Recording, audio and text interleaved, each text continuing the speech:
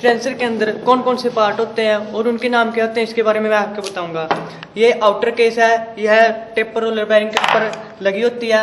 और ये crown wheel होता है, क्राउन व्हील बेवल पिनियन के साथ अटैच होता है। और ये जो हमारी एक्सल होती है, रियल एक्सल, उसको पावर ट्रांसमिट करता है।